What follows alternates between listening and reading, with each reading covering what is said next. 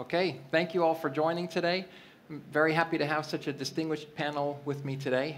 We have Georg Kuba from SAP, Global Vice President of Industrial Machinery and Components. Georg is responsible for defining the industry solutions SAP is taking to market based on the whole stack of SAP technology and services. So thank you very much, Georg, for joining. Sure. Yes. Tony Shakib from Microsoft, Head of IoT Business Acceleration. I think you have probably several responsibilities: customer value realization, so helping customers really understand and realize the value of IoT, and accelerating large-scale IoT deployments. So thank you very much, Tony. Pleasure being here. And Sean Parham, ABB Platform Product Manager for the ABB Ability Platform. Sean's an expert in cloud, PaaS, and SaaS services, so thank you very much, Sean, for coming. You're welcome, thank you. And next to Sean, Fabrice Jadot, who is our CTO of Schneider Electric and also Senior Vice President in the Innovation and Technology Group. Among his many responsibilities, automation systems, cybersecurity, platforms and bricks, and much more. So thank you very much, Fabrice, for joining us today. Thank you. You are welcome. So the goal today is to use the experience that we have on the panel today to try to help those of you who are earlier in your IoT journeys. Perhaps you haven't started yet, or perhaps you've begun and you're stuck in that stage between pilot and full global scale. And so we have some topics today that we're going to try to cover that are hopefully relevant for you and hopefully can give you some advice to get through this journey. So, IoT. Sometimes when people in our industry hear IoT, the response that they issue is, oh, my factories have been doing IoT for 30 years already, what's new? So Georg, perhaps we can start with you. From your experience, what's the difference between the opportunities that we have available today with IoT compared to the opportunities that we've had in decades past? So when we say IoT in decades past, that would have been SIM, right? Computer-aided manufacturing, computer-integrated manufacturing. And what has really changed is the scale to which it can be done today. Sensors is cheap, bandwidth is available, cloud platforms are available. So instead of just connecting the most important machines in a very, very basic way, we now can connect everything, every little thing, and create a much more comprehensive picture. So what is new is more scenarios, better scenarios, and the ability to do it at scale and at cost. That's how I would put it. Sean, how about for ABB? How do you see the difference between what you're able to accomplish today with IoT and cloud? Yeah, building on the scale point, the availability of cloud computing gives us access to a massive amount of computing and storage scale that allows us to apply new analysis, AI varieties of technology to data. But I think probably the biggest thing that we see is the ability to share data among multiple different types of applications, different types of businesses, to really bring a far more integrated view to, say, a factory line or a production plant or a facility that allows much greater amounts of leverage and value to be created between those different, usually siloed components. Can you go a little deeper, give maybe an example of how sharing can help like that? Sure, absolutely. We see some of the biggest opportunities in things like microgrids, where a facility or a commercial or a factory, commercial building or a factory, can start to take advantage of things like integrating EV chargers, of integrating grid distribution, of having access to various sources of power, whether that's renewables that are located on site, or wholesale or retail grid supplied power, combining that with internal distribution of power inside of that facility so that the distribution can select intelligently from those sources and also distribute intelligently to those machines that are using that power. Being able to combine all of these things creates an opportunity for a business to not only save money, but in some cases to actually make money by producing power, using it intelligently, and then distributing it intelligently. Super. Thanks, Sean. You're welcome. Tony, speaking of what's new in IoT, I saw last week or 2 weeks ago an announcement from Microsoft around a $5 billion investment in IoT. So I suspect that's going to create new things that weren't possible before. Can you give a little bit of insight into what, the rationale behind the timing and where's that $5 billion going to go? Absolutely, happy to do it. So, we're really excited about IoT, and traditionally, even to your earlier question about 10 years ago, IoT was mostly about connectivity, M2M. And right now, I think there's a whole new dimension that we're looking at, which is like, how do you take the first wave of connectivity to the next wave of doing predictive and analytics, and the third wave of what we call cognitive type of services. So we are doubling down on IoTs. To date, we have spent about $1.5 billion on developing a very rich set of PaaS services that makes it very easier for our customers and partners like ABB, and instead of spending all that time on the infrastructure, that they can really focus on their products and services. And then we're doubling down and investing a lot, going higher up into the stack, into more advanced microservices, especially around AI, ML, flow management, and things that makes it a lot more possible to distribute the architecture between what happens in the cloud of how do you train all these intelligent models, and then how do you containerize that and run it on what we call the intelligent edge. And we're also going further and further down the edge. There's really no way to define the edge, because every time you feel like you've defined it, there is another market and there's something smaller. Last week at RSA, we announced what we call Azure Sphere, that we're trying to even get down to the microcontroller level and provide a high level of security to even be able to go after like white goods and other areas that that haven't really been IoTized because security was a big problem, but we're trying to make that really simple. So just kind of like embracing this perfect storm between what we call the IoT, the intelligent edge, the cloud, and the AI and cognitive services. That's the area that we're heavily investing. Okay, so we see now a lot of examples of what's new in IoT. We have bigger scale, edge. Fabrice, standardization and interoperability. IoT is not exactly a poster child model citizen for how to do standardization broadly across an industry. Can I ask you, how much of a problem has that really been for you, if at all, in terms of getting your millions of sensors and assets onto the EcoStruxure platform? So yes, connectivity is not always an easy journey, definitely, but we have technology solution now to manage a diversity of different protocols, different kind of communication. Some are justified, others maybe not, so we will remain with the diversity, definitely, but technology like ontology will definitely help to go across these different data models that are really depending on different domain of expertise. Could it be energy, automation, building management, because it makes sense. So yes, it's not easy, but I think technology will help and will ease that more and more over the time. At Schneider Electric, we are also pushing more and more to standardize around typically OPC UA over TSN. We push that with other companies, ABB being one of them typically, so that it becomes easier and easier for our customers to get access to the data, because at the end of the day, to get access to the data, you need to connect the things and to understand the meaning of the data. But yes, this is not an easy journey, and I think we are going to push and to standardize over the time. I think many companies have realized the value of that and are working together to make it happen. Sean, how about in ABB? Are you seeing a similar trend? Yeah, it's not only a passion, but it's an extreme priority for us, both on interoperability as well as standardization. Those two things often go hand in hand, but they're not the same.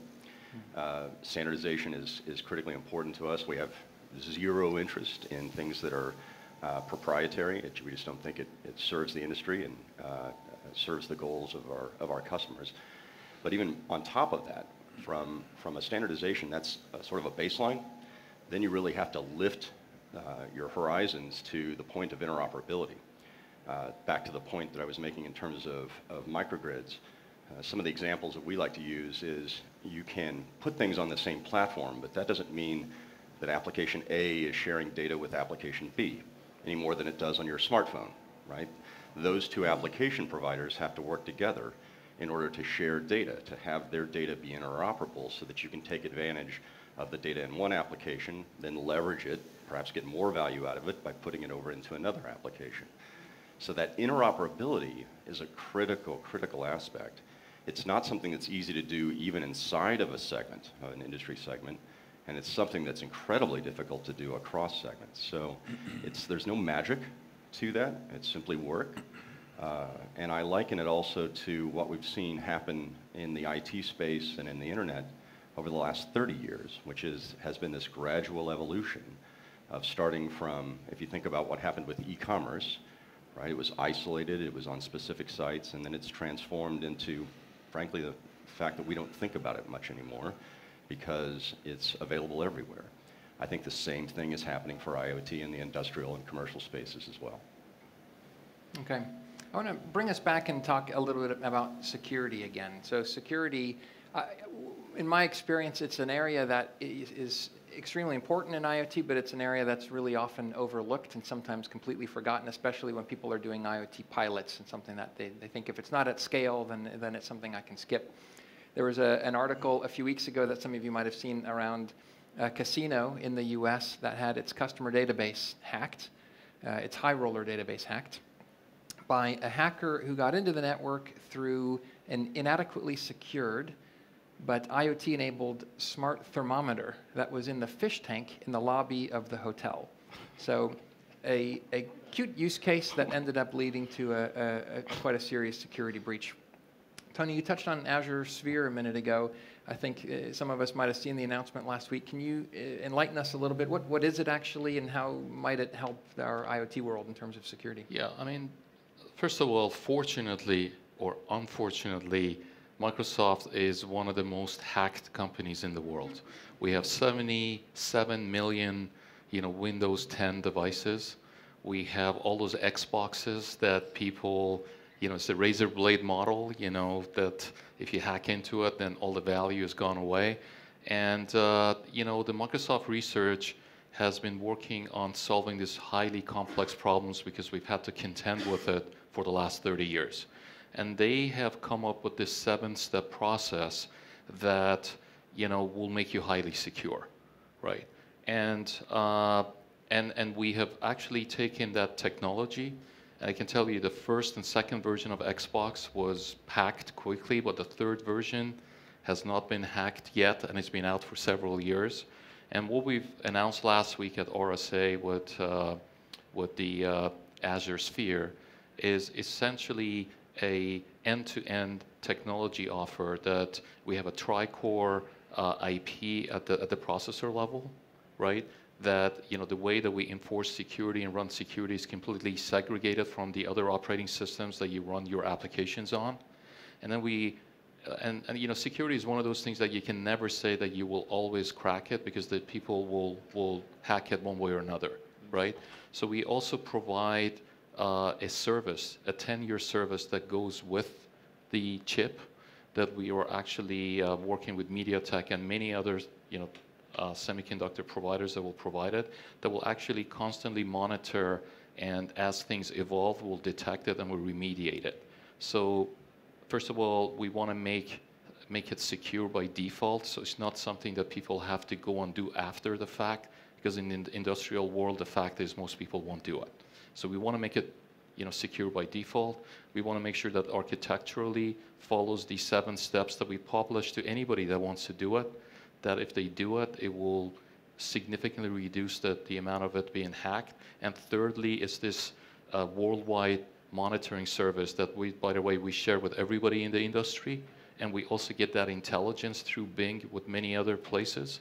So then we can provide that service over the next 10 years to help manage that. Just bottom line, we're trying to make it very easy. That's what Azure Sphere is all about. Okay, and it's a physical device. You would slap on the back of a... Yeah, it's actually, we have the IP, right? And we announced a bunch of partners like MediaTek that I said right off the chute. But our intention is not to be in the hardware or the operating system business, even though it does have an operating system. But it's to really license that, make it available to as many semiconductor providers. And just anybody that has, like, right now, a lot of the high-end devices, if you have an X-ray machine or whatever, yes, they have a sophisticated level of security. but the vast majority, almost like 98% of the really low-cost, low-end devices don't have any form of security, or they could be easily hacked. We want to make it available to that billions of devices out there, make it secure inherently. Okay. Fabrice, you famously, well, Schneider Electric famously have a huge number of assets connected to EcoStruxure. So how do you tackle the cybersecurity challenges that come up for you and your customers when you're connecting those many devices? First of all, if I may come back to your first question, this is certainly one thing that has changed compared to 10, 20 years ago, is the number of cyber attacks. This is a big difference. Second, I think we have not to put this against IoT. It's not because of IoT that you are going to suffer more from cyber attacks. Already existing systems, the one of 30 years ago, are connected and are exposed to that. So very important not to put cybersecurity as a roadblock to IoT. I would even say this is the opposite, because if you go that journey, you start to be aware of the security concern. So I think this is a more positive than negative things. Then yes, cybersecurity is definitely part of our strategy, and as well as privacy of data, by the way, because there is a link between both. So we tackle it on different angles. First of all, is along the life cycle, so starting at the design up to the delivery, across the value chain with our suppliers, partners, and customers. So we consider that dimension as well. We also, another dimension is end-to-end, starting from the things up to the cloud. So you need really to cover the full chain. And as it is a complex topic, we also offer to our customer services in order to help them to understand the risk, the concern, and then we can also propose them a solution in order to cope with it. Okay. Okay, I want to talk a bit about a different challenge. The challenge that we see that so many companies going through this IoT journey get stuck kind of in the pilot phase, unable to get up to full-scale production. I think for some reason IoT seems to have a disproportionate number of, huge number of pilots and a relatively small number of those getting converted into full scale. So I'd like to ask the panel why you think that is. Maybe Georg, we could start with you. Why do so many projects get stuck in pilot mode? So I had an interesting discussion with a customer up in Finland. They're making big diesel engines that go on ships. And the new chief digital officer came on board, and we were talking about exactly that problem. So his mental vision was, I am running this ship, this tanker, right? And what I want is I want speedboats. I want these things that are fast, that create value, and that are just speedboats. But the problem with speedboats is, they go off and do their own thing. And how you get them back on. So that was his mental model. And the question, exactly as you say, why do they not come back on? Why are they not successful? And I guess one of the reasons is because it's hard to dock them back onto the ship, because there is no mechanism, right? The old is sitting on an old IT, and then the speedboats use whatever it's out there. They use Azure, they use SAP Cloud Platform, they may use JavaScript, what have you, right? So the problem is, how do you get them back on in a controlled way? And I believe the answer is platforms. If you do speedboats, and I totally support that idea, and give them freedom in whatever they can do from a business perspective, from an idea perspective, but mandate a certain platform so that when in the end you say, that is actually really good, I want that. I want to roll it back into my main operation, dock it back to the ship. You have a technical way to do that. And the question was, why do they not happen in so many cases? Because I think there's too much freedom in how people can implement stuff, and it's really hard to integrate it back in. And if we control that, we control part of the problem, a big part of the problem. I've been doing like thousands of digital projects with different customers over the last 10 years. And right now at Microsoft, we have something like 8,500 to about 9,000 POCs with different customers. And honestly, like if you think about it, the difference between the projects that go really well and the ones that they don't is a 3-step process. And whenever you skip one of these steps, things get stuck at the puck. The 3 steps, one of them is the upfront value discovery for the customers to really understand what business outcomes are they looking for. We have many that jump into this foray, and then the executive sponsorship is not there, the budget is not there, because they don't really know what they're going to get out of it, and it's just kind of like an experiment. But having that value discovery, and we're starting to spend a lot more time with them to really help them understand the value upfront is important. Step number 2 is the implementation. We have a lot of great partners that have been building these solutions for a long time, And quite honestly, many of the big industrial companies are just not very cloud or software savvy. So we either help them step through that process. We've also have built a lot of what we call pre-configured solutions that instead of putting all the small building blocks together, we get them up to a higher level or get the partners to build it for them. And then the third step, which is another very important step, is the go-to-market. A lot of them don't know how to go sell. Today they're making products. They want to go to selling services, but their sales organization is not trained on how to have that language go out there, and they don't have the channels enabled to do that. So it's very important to think about all these three, and we're building the muscle as part of that $5 billion investment at Microsoft to help our customers with the value realization upfront, make the implementation a lot easier, make IoT easy, on how do you build it or bring the right partners to do it. And thirdly, we also have 44,000 sellers ourselves. We want to leverage that relationship or our partner organization or the ecosystem to help them sell it and the techniques that goes with it. Whether they do it with us or not doesn't matter, but I think following these three and understanding it up front will really help get to commercial deployment. With ABB Ability and Schneider Electric EcoStruxure, we have two counterexamples to the point that I just made. But if we park those for a second, what are some other examples, favorite examples that any of you have, where you've seen IoT at scale actually delivering value to a customer? Be within EcoStruxure, if I may. Sure. So yes, we have currently we have 1.6 million assets under management at Schneider Electric, and if I will take some example linked to our software solution on predictive analytics that we have with Aveva. So predictive maintenance, the goal is simply to detect the failure before it happens. So I think it's quite obvious to everybody. There is a lot of communication on that. What I can say is that this is a reality today. So we have some customer testimony. So I can give you some concrete benefits. So we have one power utility. This was about 30,000 assets in this case. So they save in what we call one catch, meaning identify an early signal of a potential failure. So this is what we call the catch. In one catch, we were able to save $4 million for this customer. For another one, just to give you an example, the fact that frankly speaking, the benefits can vary a lot depending on the context, the application, and so on. So it was another power utility. In this case, it was $300K, again in one catch.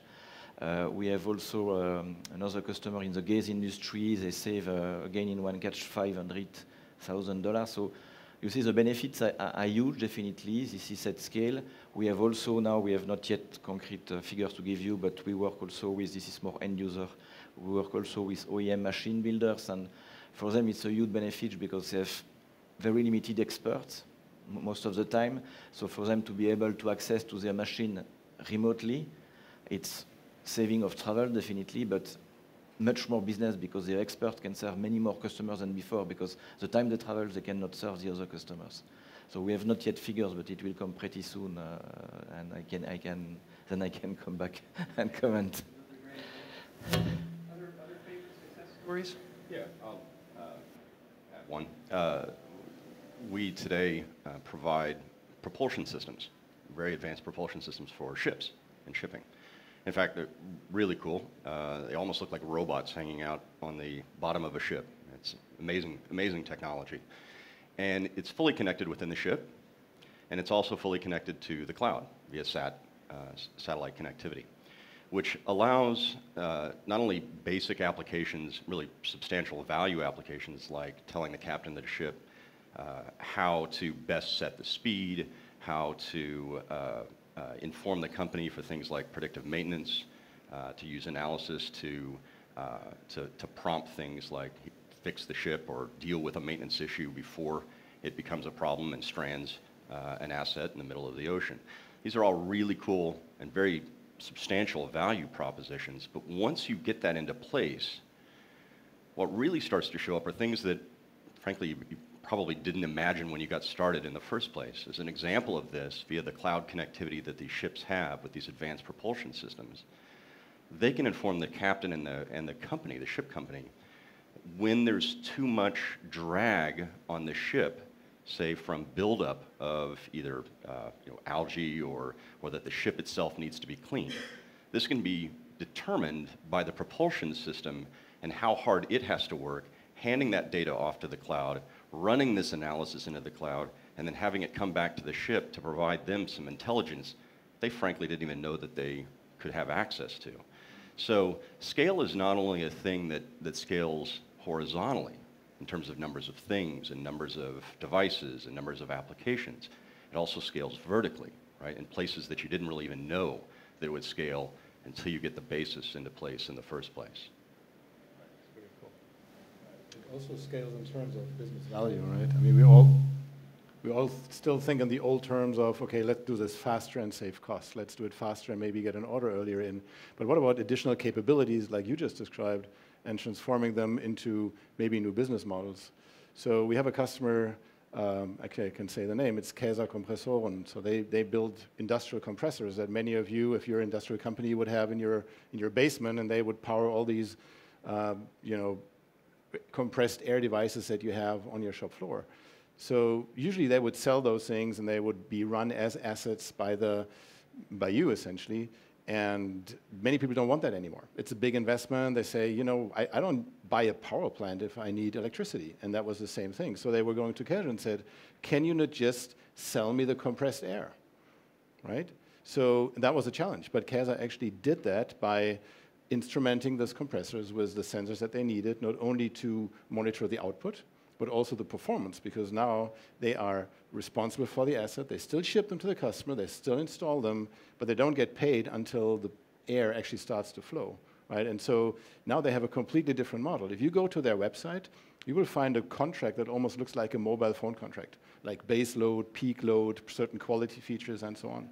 So now they're in a different business. They can win deals that they couldn't win in the past. And that's also a matter of scale, right? It scales your business from just selling stuff to selling services to selling performance. Please, yeah. And so on the Microsoft website, we have over 500 customer examples of things that we've done. A couple of the quick ones I can talk about is internally, like we apply it to ourselves. So right now, for example, our own supply chain, we spend about $8 billion. We have over 4,000 SKUs, and we ship to 130 different countries. And all of it is digitized. All of it runs on Azure. Right now, the CVP that runs all the business for Microsoft has instant visibility at the same time, on his iPhone as the guys on the factory floor in China or Penang or wherever. So we can get all of that data. And so far, they've been able to do like 10% energy reduction, 12% in the inventory management, and then the cycles in which the order cycles are getting a lot shorter. So we're managing that. Another example, Microsoft, we have 160 buildings ourselves. We work with a partner called Iconic, and we've been able to increase our capacity of people in the buildings, reduce the energy. We've done amazing stuff with ThyssenKrupp Elevator, the way they use AR, augmented reality, and VR to train their people when they go on site, look at different elevators, the training time, Sandvik, in terms of the whole supply chain. So there's many examples, and things are real and happening. And, just get out there and do it. It's not that hard. I like that example of you sort of, dog fooding, we call it. Like you're using your own technology internally. Maybe we'll dig a bit on that. So any other examples from the panel where you're using your own platform internally for your own optimizations? Yeah. At Schneider Electric, definitely, we have decided that we have to be a role model, so to eat our own food. And by the way, this is certainly one of the best ways to demonstrate the value to our customers, because you showcase really something concrete and that they can see it and they can feel it and touch it. So we decided to start small. I think it's important with a few sites, a handful of them. Now we are deploying it to 60 sites, and we will cover the 200 sites later on. But we have already observed some benefits up to, again, it depends, and it varies depending on the site, the application, the context, but we have already measured up to 30% energy savings, up to 50% cost saving in maintenance, coming back typically on AR, which can help operators really be more efficient. And what also is amazing is the return on investment. Most of the time is between 6 to 12 months, so it's pretty short. Absolutely, yeah. Thanks, Fabrice. Yeah.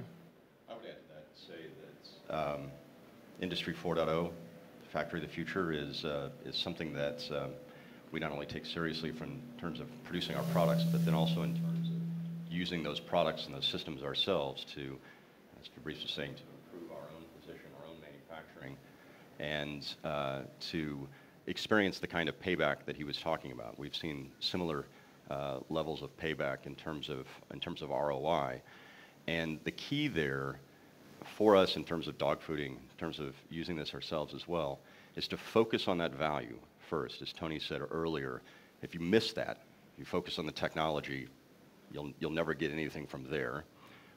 And then the second step is strongly recommend is to keep things simple. When you get started, don't overcomplicate. Thinking about things like AI, looking at ship holes, that's fun to look at, but start simply so that you can get it installed, focus on the value, and then get it to scale out. Thanks, Tony. You've given an example. Garrick, anything come to mind? Yeah. From an SAP perspective, I mean, dog fooding would refer to our cloud platform. So as you probably know, we offer our own SAP cloud platform that allows IoT connectivity, and it allows a lot of services to be run on those IoT data. Basically, we also run on Azure, if you prefer that. So it's a cloud platform that we not only use for IoT, but also for a lot of other services. And we have been mandated as an internal organization to use that exact same cloud platform for all the new products that we bring to market. So if you now see a new product coming out of SAP, that will be built on that platform. So that not only you have to struggle with the new technology, but we have to struggle too. Because it is a struggle sometimes, right? There's a lot of open source in there. There's a lot of cross-pollination between different vendors, and not like in the old days where you would control the complete stack. You have to factor for those things. So we do it ourselves, and that actually drives maturity of the cloud platform. Stay with you, Garrick. So one of the advantages we hear about SAP Leonardo is the ability to bridge the systems of record to the new IoT and analytics. Can you talk a little bit about how Leonardo does that? What are the strengths there? So I would like to come back to Sean, if I have the microphone. I'd like to come back to Sean, who said, don't start with technology, start with business. And business today, for many of you, sits in a ERP system. And I hope some of you have an SAP system there. So actually the question that many of our customers have is, okay, now I have all this data, I get all these triggers, I get all this information, but how do I use it in a business context? So for example, I have my equipment, I realize there's something wrong, I get a signal, it appears on my smartphone, but now what I want to do is I want to execute a service order. I want to see if the spare part is available. Maybe I want to schedule a technician. And you can do this by picking up your phone, or you can integrate this into the systems that run those processes, which in many cases are SAP systems. So based on that recognition, what we saw was we need to bring this together. We need to have the OT layer, if you will, the IoT layer, then we have the business layer, and there needs to be a bridge in between. And that bridge, if you will, is Leonardo. So Leonardo is it's a brand name that combines the most important elements of our innovation portfolio. So it includes the cloud platform to build stuff. It includes the IoT connectivity services to get the data in. It includes the capabilities to manage and analyze this data, including machine learning, and it includes services around blockchain. And with those things, you can basically take the data that you capture, wherever you need to capture that, get them together, massage them, analyze them, and then plug them into the right business processes. And we feel that's really important. So things like live engineering is one of the big things that we're discussing right now with customers. You have a fleet of your equipment out in the field, motion gearboxes, whatever it is, and your engineers are working on the next version of those. Wouldn't it be great to know how these things are behaving? Are they being used in the envelope that they were designed for? Are they being overused? Is there any wear and tear that you didn't suspect? So getting this data back into the development process is key. And you can do this using Leonardo. And you can probably do it using other technologies as well. But we've figured it was important to bundle it in a way that was easy to use, obviously especially in an SAP environment. Thanks, Garrick. Yes. Okay, I think we want to save some room for questions at the end, so I will ask a final question for each of the panel members. So starting first with Tony and Georg, what kind of advice do you have for a person, a CIO, or maybe even a tech-savvy site manager who knows about IoT? What advice do you have for somebody like that who's really just getting started in IoT, and they're a little bit daunted by all the different choices and cybersecurity and machine learning and this whole world? Sure, I'm happy to start. So I think I kind of said it earlier. It's very important to make sure that you really understand the business value proposition that you're looking for. You know, for example, I had a meeting this morning with one of our customers and just kind of like asking the right questions. You understand that the biggest problem that they have is that they had 27 deaths in the company last year. So that's a very easy value proposition. A lot of them is like, how do I conserve energy? A lot of them is inventory management. It's just things that it's hard to get at when things are siloed, right? But you bring it across. So you got to understand that business value proposition. Important thing, you need to make sure that the right stakeholders, people on the business units or your end customers are aligned to your success. If they're not, that'll kind of like slow things down. When it comes to the technology implementation, honestly, what we're trying to do and our respected peer group, you know, on the cloud side, we're trying to solve a lot of the, you know, the infrastructure, PaaS services, things that we're very good at. We have 500 people just in the IoT focused on solving that problem. There's no point, you know, trying to build those things yourselves, you know, as a company. And I think most of the companies, what they're really good at is their products, the analytics that they deduce from those products, and how do they run it. So it's good to kind of like focus on your core expertise and use the best of breed, whether it's us or our peer group, to do that. And then finally, really just figuring out, once all of this is in place, you know, how do you go monetize it? How do you sell it? How do you get the channels up and running that can really help you deploy it? And honestly, like what's different between 10 years ago and right now is that many of the middleware, it's a lot more mature, capable, easy to manage things at scale. And security was very immature 10 years ago, and right now, I think we have solved that issue. It's no longer a technology problem, but it's a change management problem. So I think just having all of that thought through before starting a project would really help accelerate the journey. Okay. So even though I'm with a business value company, you could say, I would actually have a little bit of a different viewpoint here. Because I believe, you know, if you don't know what you don't know, and you don't know what you will find. And we had many customers that looked into their data and said, holy moly, I never knew I had that information. And they were never able to connect the dots until they saw it. So my recommendation would be, of course, keep business in mind. My first priority would be, think about your customer. So you're trying to do something, who do you do it for? And really understand what problem they are trying to solve. Maybe there is no business value to be attached to that yet, but at least there needs to be a need. And then don't be afraid. Just go in, look at the data, interrogate the data, analyze it, be creative, see what comes out of this. And in many cases, at least the POCs that we did, we start in one way and then we realize, hey, there's a much bigger thing right here, just by looking at what is available. So I think it's probably in the middle, right? And you can't do things, at least big things, where you don't have a proven business case, but you have a good sponsor, a good customer, and you're creative, just go for it. Okay. Sean and Fabrice, you are, like I said before, examples of companies who very much have not gotten stuck in the pilot phase and very much succeeded at scale. So what advice would you have for our peers out there who are stuck? They've done the pilots, they're not sure how to scale, they're stumbling a bit. Please. Not to sound like a broken record, but step back, look at the value that you're going after, because that's usually where the problem is. It's often, I mean, technology problems tend to be fairly discrete, things that you can tackle, things that you can look at and get through. The big challenges, the things that cause things not to go forward fast, is a lack of realizing, frankly, money coming out of that proof of concept, coming out of that application. When you focus on that first, looking at what's my biggest problem, or what's my biggest opportunity, wherever it is that I'm looking, whether it's on my campus, or it's in my building, or it's in my factory.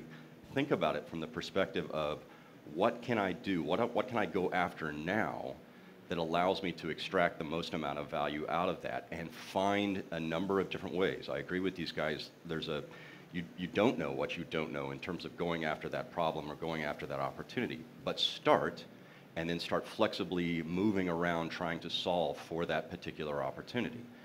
Doing that will, and again, if you stay focused on this, cause the money to start coming out of the opportunity, out of that application. When that happens, everyone gets on board, right? It's easy to do. You don't have to explain much of anything else. You can see, oh, I'm producing money here, whether that's in terms of savings or new opportunity, and that causes a lot of other things to get done much more quickly when that value proposition shows up, and shows up in the form of, frankly, real money, real cash and real value. So that's the strongest thing. Like I said, not to sound like a broken record, stay focused there, let the technology follow. I can only reinforce the message. I think the starting point is really what are the problems we want to solve or we can solve, what are the relevant use cases we have to focus on in order to understand what we want to achieve. I think one important dimension as well is how to co-create value, because in that space, at least this is our view at Schneider, you cannot make it happen alone, so you have to think about ecosystem and the partners that you can rely on in order to help you to provide solution, because when you know the problems, there are so many different kind of problems that you cannot tackle all of them, so think also about the partners. Then, of course, it will be how to make money at one point in time. This has to come into the equation, definitely, but I would not probably start by this, because sometimes it's true that our customers don't even know exactly what they want to solve, so we need to accompany them in order to identify that. And we went through that journey together with Accenture, by the way, in order to answer to all these questions. And answering all these questions, we were able to make a kind of IoT platform playbook, and then we started to implement. And again, here you have to know your strengths and your weaknesses. So on our side, it was clear that we were not necessarily skilled to make it happen. So we did build an MVP together with Microsoft, by the way, like ABB. So also don't misunderestimate that. Select, focus on where you are strong in terms of skills. Don't believe that you can build such a kind of platform from scratch. It will not scale. Because at the end of the day, this is the issue. When the pilot is successful, if your technology basis is not solid, you will never be able to scale, so which is a critical point as well. And we are going to continue to work with Accenture for the business model, because to come back to Tony, business model is really also at one point in time a key question. And by the way, coming back also to Georg's point, when working with customers, they start also to imagine new business model, like the compressor example, that are coming because they see that they could operate differently. So this is also a journey that now we are going to explore also together with Accenture. Can I give one other piece of advice? Yeah, please, yeah. Since we're sitting here today in this booth.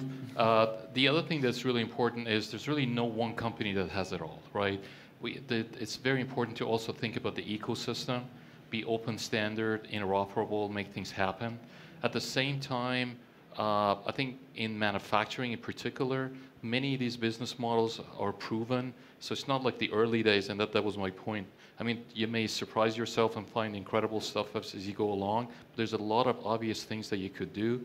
And then the very last point is, bring the professionals to help you build it, right? There's one company in particular that I know starts with A, Accenture. I think those guys are really good. And honestly, they've done this 1,000 times. They've built it many times. And I really mean that.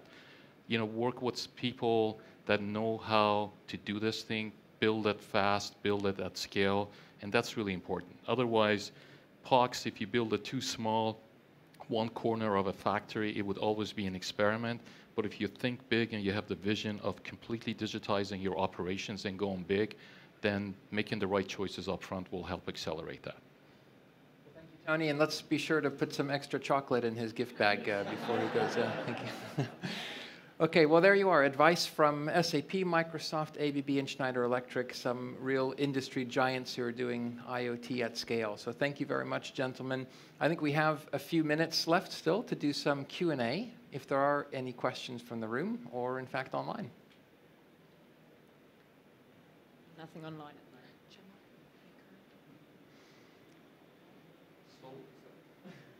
the moment. Yeah. Hello. Thank you for your introduction into the world of IoT platforms. I have one question. Imagine I'm a big manufacturer producing machines, and I need to select IoT platform. Which one would you recommend? And why? I'll just give Good you question. my perspective, right? And totally unbiased, of course. So what we try to do is, first of all, I think we have we have 44 regions around the globe. So we have the widest, coverage around the globe, more than our two other competitors combined, just from a coverage point of view. The other thing that is kind of unique about Microsoft offer is we understand that not everything is going to be on the cloud, especially on the manufacturing. So we have the Azure Stack. So a lot of the same capabilities that you get on the cloud, you can replicate it and run it on what we call the intelligent edge. And thirdly, we totally open, it's open source. Everything that we do, and the last two announcements that you heard from us, like Azure Sphere, we're supporting Linux, right? So it doesn't have to be on Windows, but it's like that open community to help share the best practices and get it done. But that's how we want to differentiate and make it easier for our customers to build solutions and accelerate their deployment. So obviously, as a second platform vendor, let me make my pitch as well. So I would answer the question. Partners, by the way, you guys sit And there, see, you're making my point. A platform is not a platform. A platform is a stack. And you have different requirements in different parts of the stack. And as you were saying, you want to have a platform that is deployed around the world, that may have cloud and on-premise options, that may be supporting your corporate strategy that is Microsoft. So start with Azure. But then think about what you put on top. What kind of services do you need? What kind of applications are you building? Are you building something that will integrate into your enterprise processes? Well, in this case, I would really recommend to look at the SAP Cloud Platform, because with Leonardo, we have those connections. Well, I'm seriously, if you stay on a browser, maybe you don't have to do that. Very honest, right? I mean, we can do that, we can do it well, but that's okay. But if you build something that eventually will go back into your enterprise processes, think about that as well. And you could do it together, right? We combine our both strengths. But the real answer is, what platform should I use, is a very simple question. The answer should be, or the question should be, what platform elements should I use for what? And since we're all open source and Cloud Foundry and what have you, the services are even interoperable. So we use in our platform services that are provided by people who are not even in this room, unfortunately. And by the way, one other thing that's worked well for us is there's 3 principles that we abide by. One is we don't want to own our customers' data, or 2 other competitors do. Second one, we don't want to own their experience or the application, right? It's really important, and we've made it very clear on how far up the stack do we want to go, and what's our core competency, where do we stop, and then the strong ecosystem of partners like SAP and others that can complement the rest of it, but we never want to own your data, the experience, or the applications, or compete with our customers. That's neither, by the way. So, yeah. But anyway, yeah, I mean, it's a complex answer, right? It's a complex answer. It really starts with what you want to do. And then you'll find different elements in there. It's good. I would add to that, aside from pushing a particular platform, which I'm not going to, is sometimes usually there are 2 opposing forces that really get at making that selection. One is implementing for the short term and basing that around some fairly specific expertise. You can find sometimes niche players that have some really specific expertise, some operational expertise that can get you some value quickly. And sometimes that is at odds with the long term, meaning looking at a 10, 15, 20-year journey. You don't want to make a choice that is too focused on the near term so that you can scale in the long term, but also If you don't getting back to that value proposition, if you don't get some results soon, right, nothing goes. So you're dealing with this balancing act sometimes, right? There are choices that you have to make there that sometimes are at odds with each other. So the advice I would give you there is look to see if you can combine those two things, meaning building on top of some standardized platform positions, layers, stack that were talked about before, and working with a partner that is doing the same thing, right? Building on top of these standardized industry, highly available positions, but then building very specific applications on top of that basis to return near-term results. In other words, they're not doing something that's kind of off in the weeds or off in the corner, right? They're doing it on an industry standard platform, okay? Because that starts to give you the opportunity to have the best of both worlds. Not a guarantee, right? It's not easy, and you may have to make that balancing or rebalancing act every time you make that decision. But that's the way to start thinking about it. And frankly, that's the way we've looked at it ourselves internally, is how do we do things from a highly standardized basis, leveraging partners, leveraging folks that do things that we don't do well, so that we can bring our own expertise, our own capabilities quickly on top of that platform and deliver that to our customers. And to summarize all of that, that's why he chose Azure. Okay. I have a question for the audience, actually. How many of you, raise your hand if you could, are working on an IoT project in some manner right now? And if you're watching online, by the way, raise your hand too. Okay, keep your hand up if you are working on a project that has more than 10 devices connected to it. Well, even more hands went up. That was good. Okay. More than 100? More than 1,000? Wow, your arm must get tired or something. More than 10,000? 100,000? Okay. Well, that's very impressive. Okay. Any other questions from the audience, by the way?